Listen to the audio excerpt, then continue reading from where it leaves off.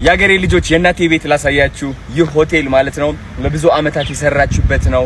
በጣም የምትወደው እናቴ በጣም ፍላወሮች ትወዳለች፣ አትክልቶች በጣም ነው የምትወደውና ላስጎበኛችሁ እፈልጋለሁ። እንደምትወዱት እርግጠኛ ነኝ። ይህ ሆቴል መቀሌ ውስጥ ነው የሚገኘው። የልጆች መጫወቻ አለው፣ የባህል ምግብ ቤት አለው፣ እንደ ክለብ ብትሉ ሁሉ ነገር የተሟላለት ነው። እንደምትወዱት እርግጠኛ ነኝ። ላሳያችሁ ንግባ። እዚህ ጋብቻዎች ምናምን ሲኖሩ ማለት ነው ቅዳሜና እሁድ ወደዚህ መጥተው ፎቶ ይነሳሉ ምናምን። እዚህ ላይ ደግሞ ፋውንቴን አለ በጣም የሚያምር ማለት ነው። ከዛ እንሄዳለን ወደዚህ ደግሞ ማታ ሲሆን ማለት ነው ቀይ መብራት ይበራል።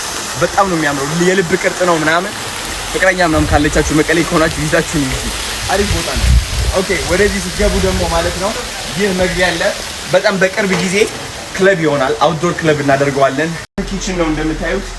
ያው አሁን እየተሰራ ነው ያለው። እዚህ ላይ ፒዛ ምናምን ይሰራል። የምትፈልጉት ምግብ ኦርደር ስታደርጉ እዚህ ሼፍ ይኖራል ማለት ነው። ክለብ ብቻ ሳይሆን የሚገርም ምግቦችም ይኖራሉ። እንቀጥል ወደዚህ። ይሄኛው ደግሞ ሌላ ሴክሽን ነው which is የፋውንቴን ምድርባል። ይሄ ውሃ አለ። ውሃ የሚወርድ ከዚህ ማታ ሲሆን መብራት ይወርዳል። የሚያምር ነው። በቃ ጸዴ። ኦልራይት ተዘጋጁ፣ ነግራችኋለሁ። ኦኬ ሶ ይህ ይመስላል ይሄ። ከዛ ደግሞ በዚህም ስትሄድ ማለት ነው አዲስ እየተሰራ ያለ የዌዲንግ ማለት ነው።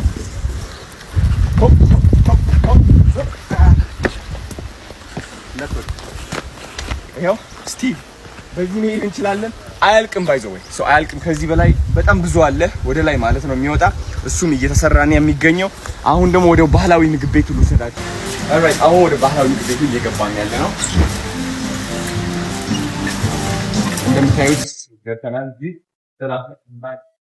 ያው ኤቭሪቲንግ ዲዛይኑ እንዳለ ብታዩ ማለት ነው ሁሉም በባህላዊ ነው የተሰራው። ሩፉ በትልኛው ወንበሮቹ ኤቭሪቲንግ ሰልም ከለጋችሁ ከነፀሐይ በቀን ውስጥ ማታ ምናምን we're going to make it happen። የመቀሌ ዋና ከተማ ይህ ይሆናል።